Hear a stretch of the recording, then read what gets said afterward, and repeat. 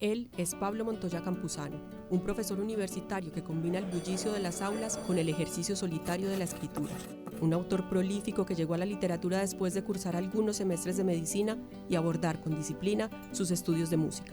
El mundo académico conoce y valora desde hace muchos años la prosa esmerada y profunda del escritor Pablo Montoya, doctor en estudios hispánicos y latinoamericanos.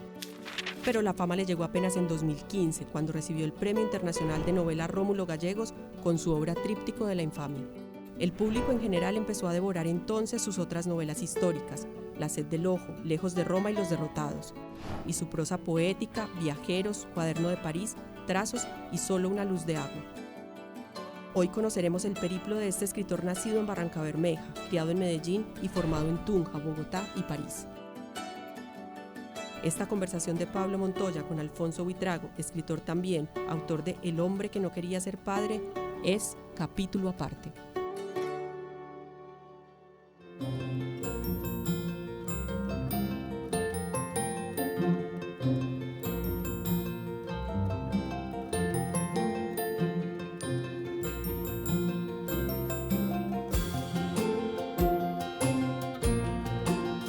Hola Pablo, ¿cómo estás? Hola Alfonso, bien, gracias. ¿Y tú? Bien, muchas gracias por estar en el programa. Estamos hoy en esta hermosa casa tan literaria de otra parte, Claro, con nuestro fantasma predilecto, podríamos decir así, con Fernando González. claro, claro. La idea es que hoy vamos a conversar sobre tu obra, en algunos pasajes sobre tu vida también personal, para que los televidentes de Antioquia te conozcan más. Pablo, yo quería empezar, naces en Barrancabermeja, casi que parece un accidente en tu vida, porque muy prontamente llegas a Medellín, ¿no? Con un padre médico y llegas a un lugar muy especial, a Niquía, a Bello. ¿Cómo fue esa llegada a Bello y cómo recuerdas esos años? Bueno, yo no sé, Alfonso, qué tan accidentado ha sido mi nacimiento en Barranca, porque mi padre, pues mi familia, mi padre, mi madre y mis hermanos mayores vivían allá cuando yo nací, ya llevaban casi 14 años. Mi papá era médico y se fue de Gómez Plata, donde hacía su año rural, para Barrancabermeja, en un periodo pues muy duro para nuestro país, que fue la época de la violencia partidista. Entonces, sí, nací en el seno de una familia muy antioqueña, muy conservadora, puesto que mis padres eran conservadores, pero en una ciudad muy especial, que es Barranca.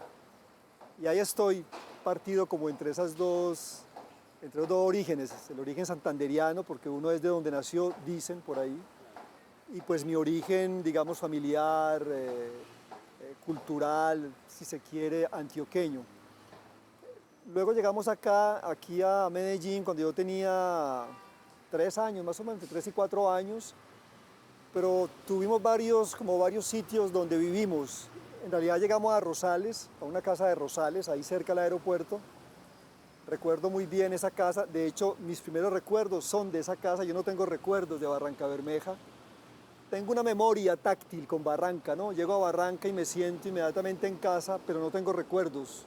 No me acuerdo de nada de esos primeros años de mi vida, pero sí tengo recuerdos, los primeros son de la casa de Rosales, luego nos pasamos de Rosales a una casa creo que estuvimos en Bello, llegamos a Bello, a un barrio que se llamaba El Hoyo, duro, fuerte.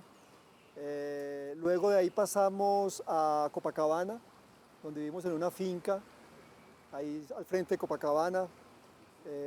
Luego de ahí pasamos al Palo ahí al ladito del Colegio María Auxiliadora, ahí vivimos.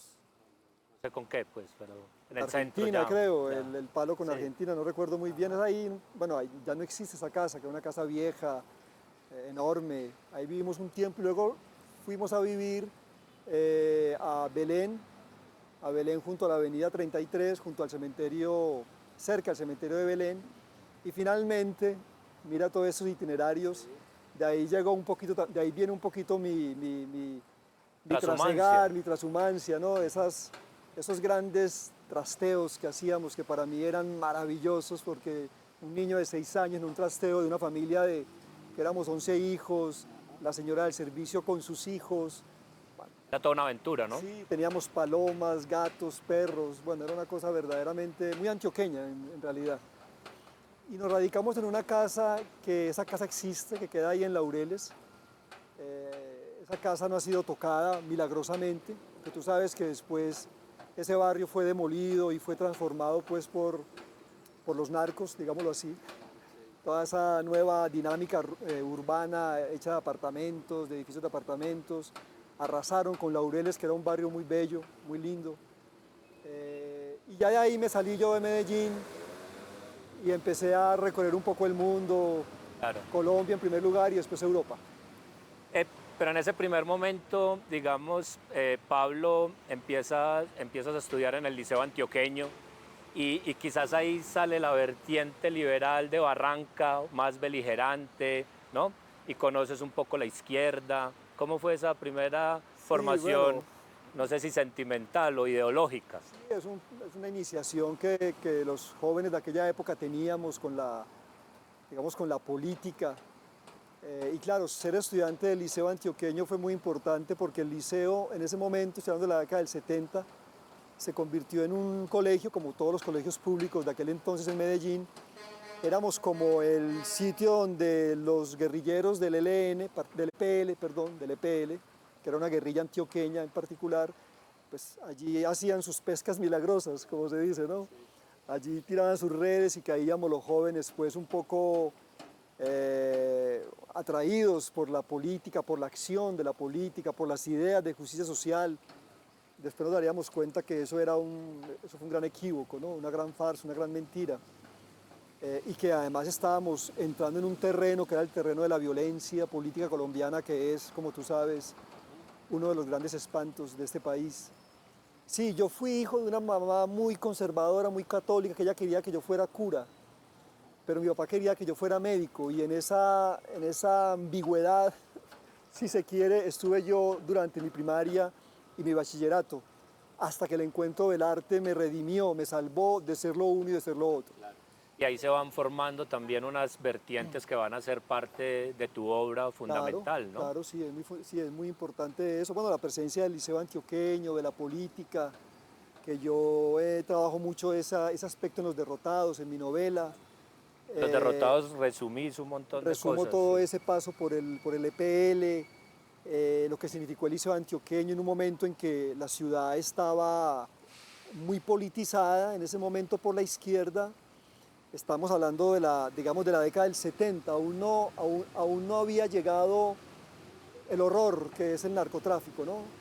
Se estaba incubando. Se estaba incubando. Y luego el paramilitarismo, ¿no? Nosotros finalmente, o hablo en mi nombre, sentí una atracción por esos grupos, porque encontraba allí algunas ideas que me atraían, pero bueno, te repito que después, poco a poco, fui dándome cuenta de que, digamos, esos grupos guerrilleros, como los grupos paramilitares, como los grupos delincuenciales, como la misma policía y el mismo ejército, fueron instancias armadas que coquetearon durante muchos años y se relacionaron fuertemente con el crimen. Entonces, darse cuenta de eso para mí fue muy difícil porque me enfrenté a una realidad muy dolorosa, muy sangrienta. Y creo que no guardo ninguna, pero absolutamente ninguna nostalgia por esos años en que yo tuve simpatías por esos grupos. Ese romanticismo, ¿no? Sí, pienso que fue un ingenuo, bueno, el joven ingenuo. Esto no significa, Alfonso, que yo sea un partidario del otro extremo, ¿no? Abomino completamente de la derecha colombiana. Me parece repugnante lo que han hecho para poderse establecer en el poder. Han cometido, ellos como clase dominante, han cometido unos excesos que nos costará mucho tiempo asimilarlos y recomponernos, porque hemos sido un país envilecido por todas partes. Entonces sí, evidentemente yo he sido, aunque fui un hijo de una familia, entre comillas, acomodada, yo siempre estudié en escuelas, liceos, universidades públicas, y trabajo actualmente en la Universidad de Antioquia, que es una universidad pública. Hice una licenciatura en Filosofía y Letras en la Santo Tomás de Aquino, en Bogotá, cuando era estudiante de música en Tunja, o cuando era músico en Tunja, pero la hice a distancia. Y la hice en un momento en que la Universidad de Santo Tomás estaba muy, digamos, muy permeada por la teología de la liberación. Entonces parecía en realidad una universidad pública. ¿Sí? Y mi contacto con los profesores fue mínimo porque yo era un estudiante a distancia. Entonces creo que siempre la Sorbona, hice mis estudios de posgrado en literatura en la Sorbona, que es una universidad pública. Entonces siempre creo que esa relación... vocación temprana. Sí, esa relación con lo público me ha ayudado mucho como a defender abiertamente y apasionadamente esas instancias. Pablo, pintamos un poco esas contradicciones iniciales, ¿no?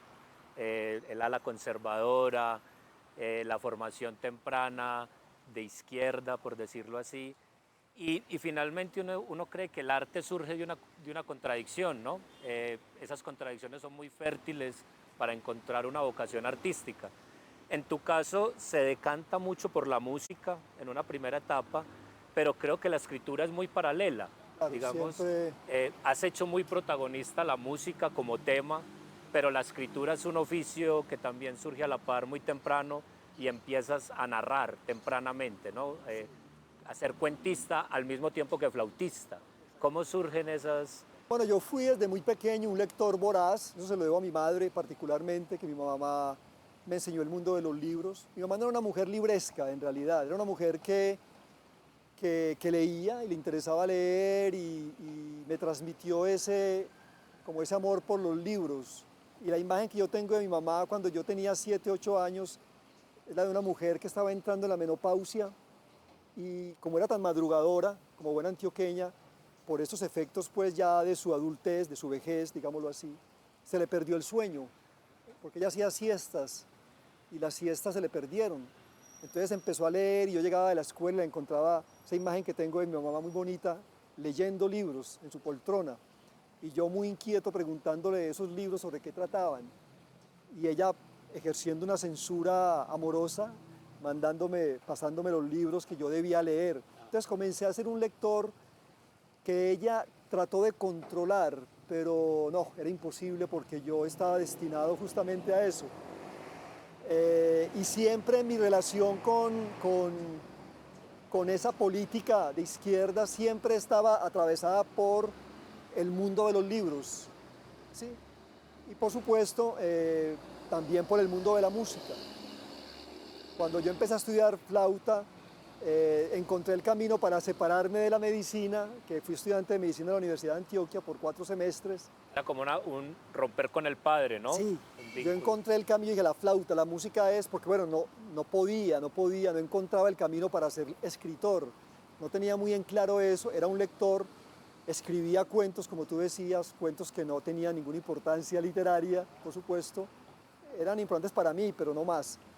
Y entonces cuando me fui a estudiar música a Tunja, encontré el camino para encontrar el arte, pero siempre sabía, un poco porque fui un músico tardío, no tenía oído absoluto, me daba mucha dificultad, digamos, tenía una buena memoria musical, pero no sentía muchas trabas a la hora de querer componer, porque yo quería componer.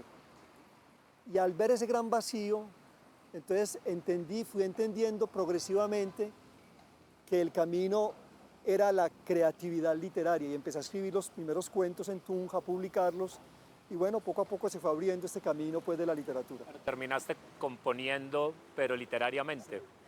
Y ese primer cuentista, son unos cuentos, publicas a los 30 años, vamos a hacer también creo, voy a combinar como unos paseos más o menos con décadas de tu vida, que creo que están muy marcados, pero también con diferentes Pablos, ¿cierto? Y en esos cuentos aparece un Pablo urbano, ¿sí? Que está preocupado por sus amigos, por su entorno. Digamos, no sé si esos primeros cuentos son tu manera de aprender Medellín, de aprender esa realidad, de conocerla. Mira, yo cuando cuando hago una retrospectiva de mis libros, de los temas de mis libros, yo encuentro, digamos, como unos ejes primordiales. Uno de ellos es el que tú has señalado, es Medellín. es lo urbano, es la violencia, Niquía, por ejemplo, sí, la irrupción de la violencia en nuestro medio. Hay mucha muerte. Mucha muerte, hay una relación con la muerte muy palpable en esos libros de cuentos, que yo creo que son varios. Está el cuento de Niquía, está Habitantes, luego están los cuentos que yo escribo cuando regreso de París y me instalo definitivamente en Medellín, que son los cuentos urbanos que tú dices y que dialogan con los cuentos de Niquía, que son El Requiem por un fantasma, El beso de la noche, que son miradas sombrías, oscuras, un poco oníricas, románticas, sobre esa Medellín anómala. Esa es una de las facetas pues, que me parece importantes y que tú creo que has señalado. Sí. Comienza con esa labor cuentística, ¿sí? Y va después a ampliarse en las novelas, particularmente en Los Derrotados y en La Escombrera, que es la novela pues, que terminé hace poco, ¿no? Claro.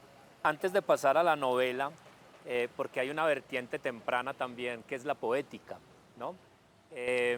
Y esa poética está muy relacionada con los viajes, ¿no? De hecho, pues un primer libro se llama Viajeros, y yo creo que ese Viajeros anuncia muchas cosas de tu obra, en estilo, pero también en personajes, también en los temas que vas a estar interesados.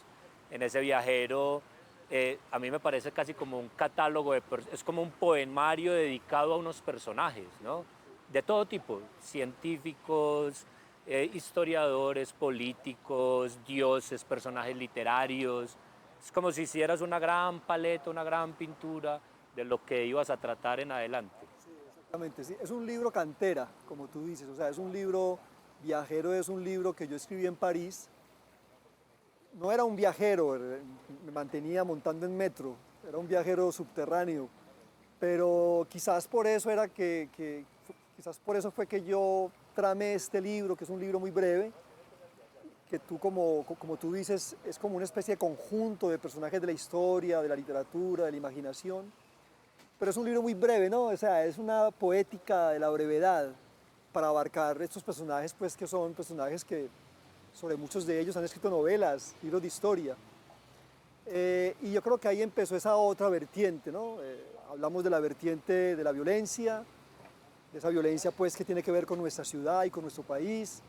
Y luego viene esa apertura al mundo, digamos, esa apertura a la historia, al pasado, esa apertura a los libros, y convocar todo esto a una escritura de tipo poético, breve, concisa, y donde hay como una especie de imaginario cosmopolita.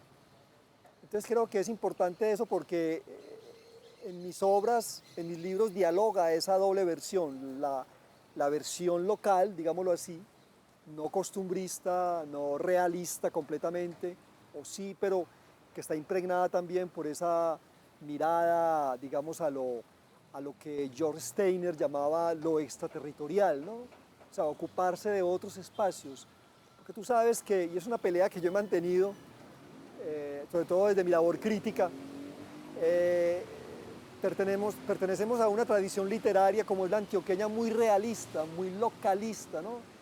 Y como que es una obligación para los escritores de acá, que escriben desde acá o que escriben sobre esto, es como una obligación de ser de acá, ¿no? De ocuparnos de este entorno como si lo de más allá no fuese incumbencia nuestra. Yo pienso que eso es pues eso es un falso dilema finalmente, pero ahí está anclada una buena parte de nuestra literatura, ¿cierto? Es decir, los escritores dicen, ocúpese de su terruño, ocúpese de su espacio y escriba sobre lo que usted conoce, pero resulta que los escritores también somos viajeros, los escritores somos lectores, los escritores somos profundamente imaginativos y por eso estamos escribiendo, porque la imaginación es lo que predomina y es allí cuando el mundo se vuelve parte de nuestra realidad, es el mundo de la antigüedad, el mundo del futuro, de la ciencia ficción. ¿Por qué en nuestro contexto no hay literatura de ciencia ficción? Porque esa pauta realista siempre ha marcado pues como nuestros designios en tanto que escritor. Entonces ya es hora en esta época del siglo XXI de ir como cuestionando eso y sobre todo superándolo.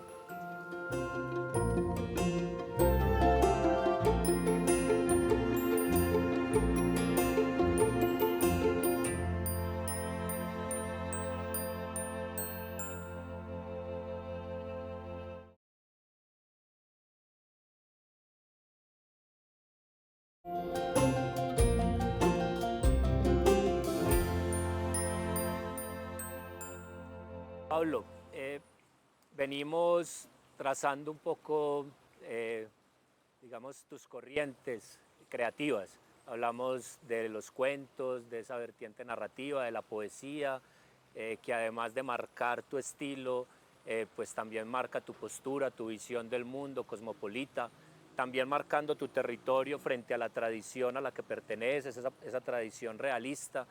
Está la música, además. Nos falta llegar a la pintura y a la fotografía, que para mí personal es un tema importante. Y aparece la novela, ¿no? Que yo creo que la novela la abarca y creo que te permite también ese género tan totalizador que es capaz con todo, ¿no? La novela es capaz con la poesía, es capaz con la literatura, con los problemas humanos. Y yo creo que esa es una, no sé, como que te cae y permite que encauces esas vertientes, y eso empieza con La sed del ojo, ¿no? Además porque explorar la novela histórica y la pornografía y la pintura y la fotografía y en un ambiente de thriller en Francia a mediados del siglo XIX, o sea, ¿cómo combinas todas esas cosas para que surja Bueno, no sé, sí, esa obra? mira Alfonso, justamente hablando de mi origen antioqueño y mi origen santanderiano, yo creo que yo literariamente, y hablando de las tradiciones literarias, yo creo que la tradición a la que yo pertenezco, o a la que pertenecen estas posturas o estas propuestas mías con la fotografía, con la pintura, con la historia, tiene que ver más con un autor santanderiano que se llama Pedro Gómez Valderrama. Sí, el autor de magníficos cuentos históricos, eróticos, donde la pintura es tan importante, que con Tomás Carrasquilla, escritor que por supuesto me gusta mucho, ¿no? Y lo he leído y releído, y es un escritor delicioso, ¿no? Un escritor que a mí me parece, bueno, de hecho nuestra tradición literaria realista viene de él. O sea, viene de que él publica Simón el Mago, ¿no? Ahí viene todo ese poderío que él manifiesta.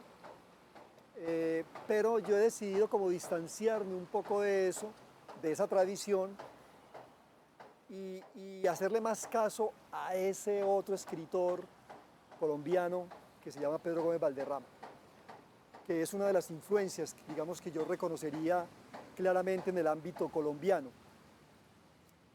Sí, no sé, cuando yo llegué a Medellín en el 2002, casi ya entrando a los 40 años, tenía 39 años, había encontrado un puesto en la Universidad de Antioquia, después de estar 20 años teniendo una vida muy azarosa, laboralmente hablando, viviendo una precariedad a veces muy aplastante. Y yo dije, bueno, ya es hora, ya tengo un trabajito que me va a permitir no solamente trabajar con la literatura en la universidad, sino escribir estos libros que yo quisiera hacer. Y entonces surge La sed del ojo, que es un tema ahí que yo me encontré, que es ese tema del decomiso de 4.000 fotografías pornográficas de este fotógrafo importantísimo para la historia de la fotografía francesa, que es Auguste Belloc. Y yo dije, qué bien ese tema, ¿no? O sea, ahora recordemos que esas 4.000 fotografías decomisadas, solamente se recuperaron, creo que 24 fotografías. Que se mencionan en el que libro. son las que son el meollo de la novela, ¿no? Ese thriller erótico, policíaco, que es La sed del ojo. Cuando yo supe que existían esas 24 fotos y que durante mucho tiempo estuvieron en el infierno de la Biblioteca Nacional de Francia como objetos indecentes, inmorales, peligrosos para el desarrollo de la sociedad burguesa, yo me pregunté, ¿y quién salvó esas fotografías de las 4.000 que se perdieron? ¿Quién salvó esas 24 fotos que retratan magníficamente, me parece a mí, por primera vez en la historia de la fotografía erótica, el sexo femenino? Entonces ahí surge la novela. Surge Madeleine. Surge me siento a escribir, me acuerdo que esa novela la escribí en 3 meses, en una oficina de la Universidad de Antioquia, en la Facultad de Comunicaciones, porque yo no tenía computador en casa, tenía el computador de la universidad, estaba recién llegado, en medio de esta cosa terrible que estaba pasando en Medellín, porque recordemos que en el 2002 es la política de la seguridad democrática, Oh, Operación Orión, la narcoparamilitarización o el inicio de ese sistema, de ese modelo social que finalmente nos ha regido de una manera u otra, nos ha regido terriblemente, me parece a mí. Entonces, como una manera de refugiarme de este horror al que yo había llegado, ya se metió. me metí en el siglo XIX y fue una novela, te lo confieso, es de las novelas que yo he escrito con mayor fluidez, con mayor delicia, a pesar del ambiente que me rodeaba, porque estábamos inmersos en una guerra urbana terrible, ¿no? Y sí, convoqué todo eso que tú dices, convoqué la fotografía, convoqué el estilo breve, de frases breves, poético, que ya había iniciado con Viajeros, ¿sí? Y bueno, Y empieza la pintura, y digamos aparece... desde lo erótico, pornográfico, pero ahí hay unos diálogos con pintores, fotógrafos, ¿no? Mira, en Viajeros había aparecido un personaje que se llama Ovidio. Ese personaje Ovidio, o una referencia una referencia al arte de amar de Ovidio, aparece al final de La Sed del Ojo. Y Ovidio después va a ser el personaje principal de Lejos de Roma, que es la novela que va a seguir después de La Sed del Ojo. Yo no es que te diga que yo tenía todo eso en claro cuando escribí el Ovidio de Viajeros, o cuando escribí el Caldas de Viajeros, o cuando escribí el Dubois de Viajeros. Están todos ahí. Están todos los personajes que vienen, o sea, te lo confieso, yo los escribí porque me interesaron en ese momento como personajes propios para ese pequeño libro que llama Viajeros, o Trazos, que es el libro pues, donde aparece Dubois, que es el libro dedicado a los pintores. Pero después, no sé, el escritor va obrando mucho por intuición sobre todo, pero después se va dando cuenta que esa intuición está también muy bien fundamentada, ¿no? Que hay un trabajo de reconocimiento de ciertos temas y que lo que he hecho más que todo ha sido desarrollarlos en novelas posteriores, usando lo que tú dices, el género de novela como el gran depósito, como la gran bodega donde cabe todo. Hay, hay una anécdota que cuentas al final de la reedición de La Sed del Ojo, en el epílogo, que me parece que es muy bonita, porque yo creo que en La Sed del Ojo también empiezan a aparecer tus preocupaciones por eso, pues un poco que llaman la condición humana, ¿no? Que suena medio pomposo, pero en La Sed del Ojo está la contradicción, ¿no?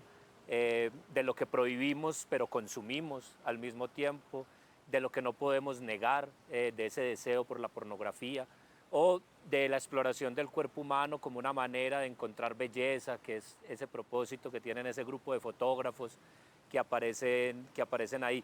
Pero es una anécdota donde surge o confiesas tu voyerismo. ¿Cómo es esa anécdota pequeño cuando ves ese desnudo? Bueno, todos somos boyeristas, ¿no? No solamente los hombres, no las mujeres también. Lo que pasa es que las mujeres han sido más reprimidas y más silenciadas por estos sistemas patriarcales en los que hemos vivido, pero el voyerismo, el ver es, sobre todo en lo que tiene que ver con el deseo, es importantísimo. Y bueno, y yo comencé viendo cuando era un niño, pues yo tengo muchas hermanas que son mayores que yo, y esas hermanas cuando yo era un niño eran adolescentes, entonces yo, pues, obvio, en una familia de tantas personas, encontrarse con la hermana desnuda, por ejemplo. Entonces ese voyerismo de alguna manera tiene esos inicios. Y la anécdota a la que tú te refieres, yo vivía en Bello, en El Hoyo, tenía 6 años, y mi hermano mayor, él y yo cumplimos años en la misma fecha. Él me lleva como 13 años, pero somos Tauros, del 26 de abril. Y él me regaló, me hizo un regalo, me tiró un papelito al techo. Me dijo, ese es mi regalo, y era un billete de $1. Entonces yo me encaramé en el techo, busqué el billetico, eso no lo cuento particularmente en el prólogo. No tan detallado, mejor. Sí, y estaba allí en el techo cuando de pronto escuché una voz que estaba cantando algo. Y yo dije, ¿de dónde viene esa voz? Una voz femenina, y de pronto empecé a indagar y vi un huequito en el techo, y ese huequito daba un baño de la casa, y allá había una de mis hermanas bañándose. Y yo encontré por primera vez a los 6 años la desnudez femenina. Y claro, fue un impacto impresionante, y creo que a la hora de yo escribir La Sed del Ojo, que es una novela esencialmente voyerista, traté como de evocar ese impacto inicial que un niño tiene cuando ve un cuerpo desnudo, ¿no? El cuerpo de una mujer desnuda. No es que haya deseo en ese niño de 6 años, ese niño, yo no sabía lo que era el deseo, sino que me encontré con una especie de revelación que es el cuerpo desnudo de una mujer. Y creo que ese cuerpo, ese ver la desnudez es el tema central de La sed del ojo. Cómo se castiga, cómo se estimula, toda la poeticidad y el misterio que encierra ver a una mujer desnuda, sobre todo ver el sexo femenino, que es el centro. Recuerda que en La sed del ojo hay un juego entre dos agujeros, el agujero de la cámara y el agujero de la mujer. Se encuentran finalmente, Se encuentran en la fotografía. O sea, es una imagen son dos vacíos, son dos agujeros, pero que reflejan la luz de algún modo. Entonces me pareció muy interesante y yo creo que esa es la esencia fundamental de La sed del ojo. Si quisiéramos hablar de una especie de imagen que concentra las pesquisas de La sed del ojo, las que yo tuve, están en ese encuentro entre los dos agujeros. Por no decir que la anécdota es en un barrio que se llama El Hoyo, además. El Hoyo. Eh, Así no había pensado en demasiado eso. simbolismo, como para un rato. Pasamos rápido, Pablo, pero también hay otro tema que es París, Francia, que es muy importante en tu formación literaria y en tu producción, en tu obra, porque has leído a los escritores franceses, has escrito ensayos sobre escritores franceses, pero también creo que muy poca gente sabe, o para que vayan conociendo, que viviste como un exilio, como emigrante latino, trabajando. ¿Cómo fueron esos años en París? Fueron muy intensos. Yo creo que fue uno de los grandes aprendizajes que yo tuve en mi vida, el aprendizaje de la lengua, el aprendizaje del exilio, de un exilio existencial, político, cultural. Yo creo que la experiencia del exilio es fundamental en mi vida y es fundamental en la literatura contemporánea, ¿no? O sea, somos seres desgarrados, desarraigados, desplazados. Sí, el problema es que yo decido volver a Medellín y es cuando inicia la otra faceta del exilio, ¿no? Es decir, sentirse extraño en todas partes, sentirse que no hay un lugar donde, por supuesto que yo en Medellín tengo puntos importantísimos de referencias, ¿no? Está el afecto familiar, está mi familia, está el trabajo, están los amigos, están los espacios en que yo publico. Pero Medellín es una ciudad muy complicada en la que yo no me he sentido totalmente bien desde que soy un adolescente. Me siento en conflicto permanente con ella, con sus valores, quiero decir, ¿no? Y también con sus espacios geográficos, porque es un valle encerrado, es asfixiante por momentos, las montañas son bellísimas, pero al mismo tiempo aplastantes. O sea, todo eso me parece a mí que son cosas que definen mi conflicto existencial con Medellín, pero no solamente es con Medellín, es con el mundo, ¿no? Pero igualmente hay una sensación de que el mundo es nuestro espacio. Entonces, París me ofreció, bueno, París es una ciudad muy difícil, una gran ciudad, una ciudad aplastante también, una ciudad donde la soledad donde el aprendizaje del francés te lo cobran cada vez que tú abres la boca como inmigrante, pero es una ciudad o es un país o es una cultura que te ofrece un mundo maravilloso, el mundo de la literatura, el mundo de la música, el mundo de la fotografía, el mundo de la historia, el mundo de la pintura, o sea, y yo bebí hasta donde pude de todo eso. Ahora, el paso que decidí hacer no lo han dado los escritores colombianos que han vivido allá, y es invitar todo eso a tu obra, ¿no?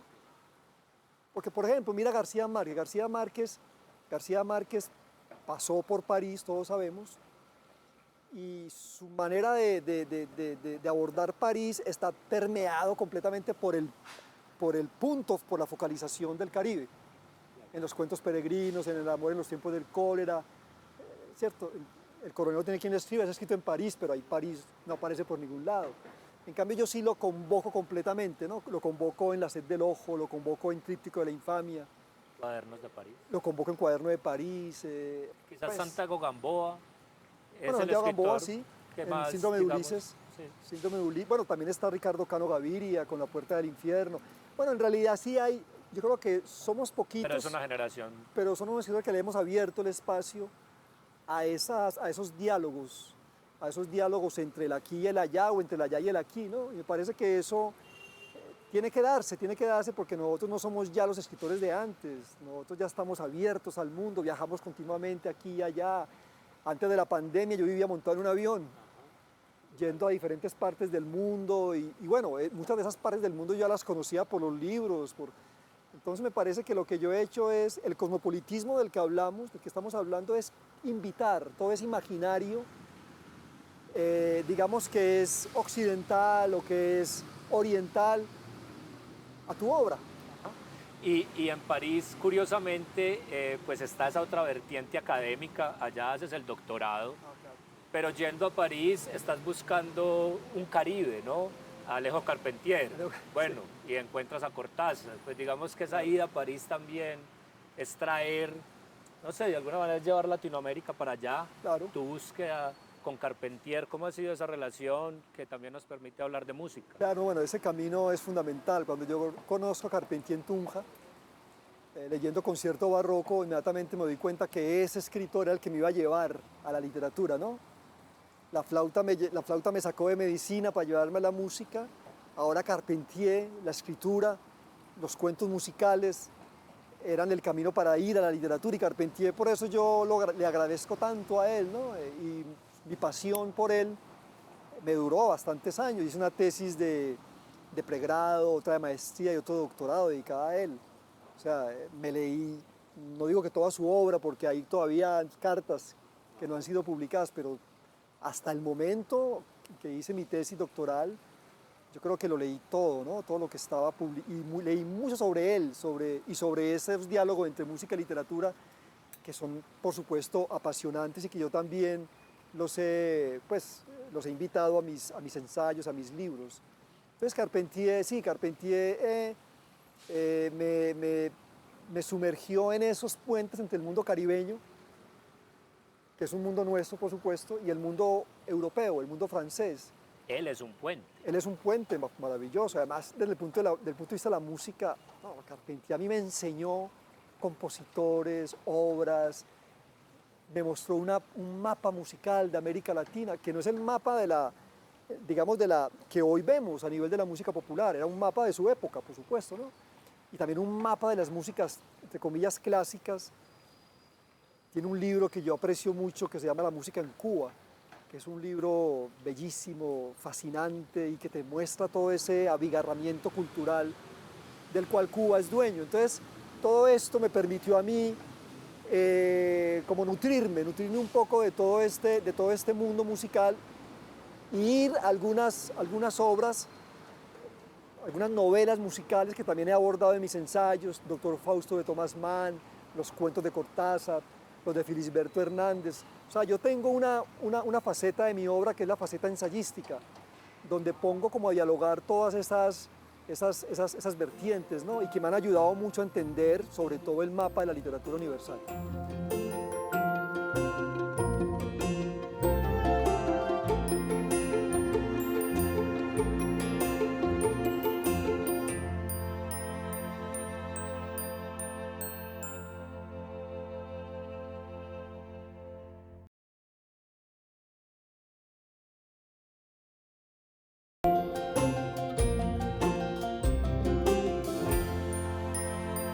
Pablo, esa novela como gran integrador de tu obra, de tu emoción, de tu sensibilidad, finalmente se decanta ya a los 50 años, digamos la madurez, esa mitad de la vida que hablan los franceses, con Tríptico de la Infamia, ¿no?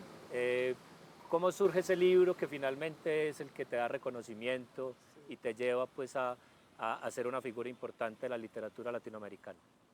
Es un libro que yo comencé a pensarlo desde que era estudiante de doctorado en París, en la década del 90. Empecé a pensarlo, empecé como a encontrar a estos pintores que son los protagonistas de Tríptico de la Infamia, pero ese era un proyecto que a mí me sobrepasaba en aquel entonces. Yo era un estudiante de literatura, tenía que trabajar, aún no tenía las herramientas, digamos, literarias para escribir una novela. Estaba en la faceta cuentística, como tú sabes, como lo hemos señalado. Y luego llegué a Medellín, me ocupé de otros libros. Pero creo que en la escritura de tríptico es muy importante, como todas estas facetas que hemos hablado, en la faceta de viajeros, la faceta de trazos, Los Derrotados es muy importante también, porque Los Derrotados es una novela que es muy hermana de tríptico, ¿no? Lo que pasa es que no tuvo el reconocimiento que tuvo Tríptico, y Los Derrotados sigue siendo una novela que está como una especie de limbo, ¿no? Una novela que yo Difícil de clasificar. Sí, y es una novela de la que han hablado muchos críticos fuera del país, pero no tanto desde aquí. Y a mí me extraña porque es una novela dedicada completamente a estos aspectos de la violencia y el arte en nuestro contexto. Entonces Tríptico viene pues en esa dirección. Yo me gané una beca aquí en la alcaldía para escribir Tríptico. Alejandra, mi esposa, fue la que me dijo que me presentaras a esa beca, a ver si yo escribía esa novela de la que tanto le hablaba. Y resulta que me la gané, un poco sorpresivamente, en una ciudad. Yo pensaba que le iban a dar el premio de esa beca a un proyecto, una novela sobre Medellín, y no una novela sobre el siglo XVI, sobre la conquista, sobre las guerras de religión en Francia. Yo decía, ¿eso qué tiene que ver con Medellín? Pues mira, un jurado premió ese proyecto. Jurado arriesgado, ¿ah? Un jurado arriesgado, sí. Entonces ahí comencé, escribí esa primera novela, ya la tenía pues en la cabeza, como se dice. Me fui para el Retiro, 4 meses, me encerré allá a escribirla. Y luego hice un segundo viaje, un nuevo viaje a Europa, a Frankfurt, a Berlín, como a seguir los rastros de este último pintor, que es Theodore de Bry. Y allí terminé la novela. Y luego vino pues la publicación de una novela que evidentemente era como una ínsula, ¿no?, en este país. No se estaba vendiendo el libro, era un libro como los otros míos, que muy pocos leían, que eran muy bien comentados por esos pocos, pero que no pasaba finalmente nada. Yo seguía siendo el profesor universitario que había sido o que soy, y de pronto vino aquel premio Rómulo Gallegos que me sacó de mi feliz anonimato. ¿Cómo fue esa llamada? Siempre da curiosidad, ¿no? Pues yo estaba en La Plata, en Argentina, dictando un seminario sobre literatura colombiana, y estaba en el hotel, me acuerdo, un hotel 3 estrellas, San Marco, y allá llegó la noticia, ¿no? Y desde ahí no paran las invitaciones, los viajes, los compromisos, porque tú sabes que todo eso representa, pues por supuesto, una alegría muy grande, pero al mismo tiempo un gran compromiso con lo que se llama el público.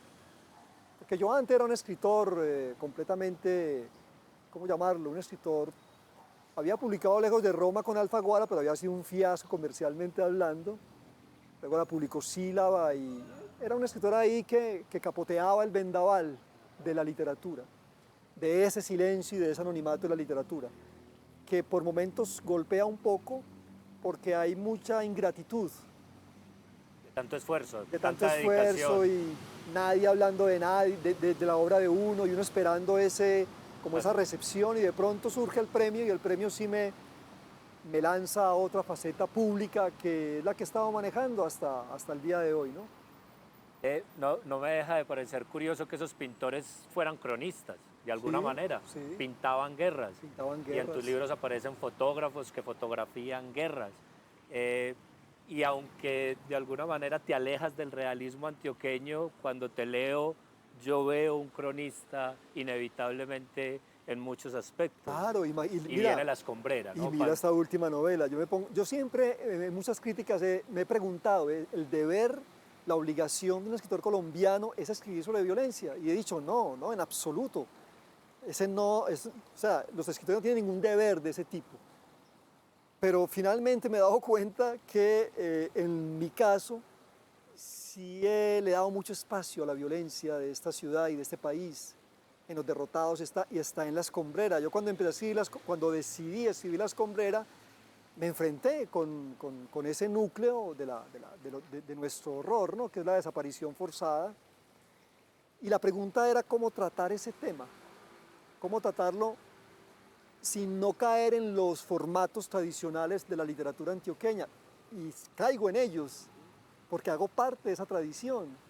Y Pero porque, afortunadamente, creo yo, ¿no? sí, por fortuna. Entonces yo creo que en ciertos aspectos yo soy un escritor ambiguo. Por un lado, creo que hay que ocuparse de otros ámbitos, que no es un deber escribir sobre nuestra realidad degradada, pero al mismo tiempo soy un escritor que escribe sobre ella.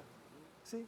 Y La Escombrera está dedicada completamente a esta ciudad, a esta sociedad, a esa imbricación de los grupos armados. Entonces muchas veces me preguntaba cómo abordar esto literariamente. Claro, leía a Salazar, leía a los poemas de Elí Ramírez, leí La Cuadra de Gilmer Mesa, leí, bueno, las novelas de Jorge Franco, las volví a leer, ¿no? Víctor Gaviria. Víctor Gaviria, porque yo hago parte de ellos. Estoy insertado en esa. Leí la novela la de Miguel Rivas, la de Era más grande el muerto. Era más grande el muerto, o sea, que es una novela muy divertida sobre. O sea, me arrojé profundamente en nuestra tradición literaria dedicada a la violencia. Pero hasta Vallejo ha sido cronista. Fernando. Claro. Y yo creo que Fernando Vallejo es uno de los escritores que mejor ha trabajado nuestra degradación social. En La Virgen de los Sicarios, por ejemplo, el libro a mí me fascina. Es un libro que yo he leído varias veces, me divierto mucho. Divertido. Es un hiperrealismo, una cosa. La ironía bellísima, sí. Yo también me río un montón. Sí, se ríe uno mucho leyendo a Fernando Vallejo, a pesar de sus excesos, ¿no? O gracias a ellos. Sí, exacto, por ellos. Pues está Pedro Cadavid también, digamos, para hablar como tu alter ego literario. ¿Cómo surge Pedro Cadavid, que aparece en unos cuentos tempranos, pero Claro. después en Los Derrotados, Sí, en la Escuela de Música, digamos, que es tu último libro, que cierra un libro que empezaste a escribir con esos primeros cuentos musicales, claro. pero que ese escritor no sabía escribir eso, pero ahora sí. Bueno, ¿qué significa ese Pedro Cadavid? No, Pedro es un alter ego mío. En algún momento, Alfonso, yo era muy pudoroso con mi propia vida y pensaba que un secreto de la literatura que yo debía, o una clave literaria, era disfrazar, ocultar, invisibilizar mi propia vida. Eso pasa en La Sed del Ojo, en Lejos de Roma, en Tríptico de la Infamia, en Viajeros. Pero en algún momento yo, en Los Derrotados y en algunos cuentos de violencia, empecé a encontrar un personaje que era como un alter ego, ¿no? Y ahí empecé como a fraguarlo, ¿no? Y empecé a invitarlo. Es el personaje, es el narrador de Los Derrotados, es el personaje principal de la Escuela de Música, es el personaje principal de La Escombrera. Y yo creo que ya con La Escombrera termina ese ciclo donde, y Pedro Cadavid sí, yo ahí vehiculo a través de él muchas de mis consideraciones sobre la literatura, sobre el arte, sobre la vida. Y bueno, y si no es completamente yo, tiene muchos aspectos de mi propia sensibilidad y de mi propia conciencia. Pablo, esperemos que La Escombrera no sea el cementerio de Pedro Cadavid por ahora. Muchas gracias por este momento, por este paseo que hemos dado, por tu vida, por tu literatura, para que te lean más y podamos dialogar más con tu obra y encontremos siempre nuevas formas de contarnos. Muchas gracias. Gracias, Alfonso, a ti por tu inquietud, tu interés, tus preguntas.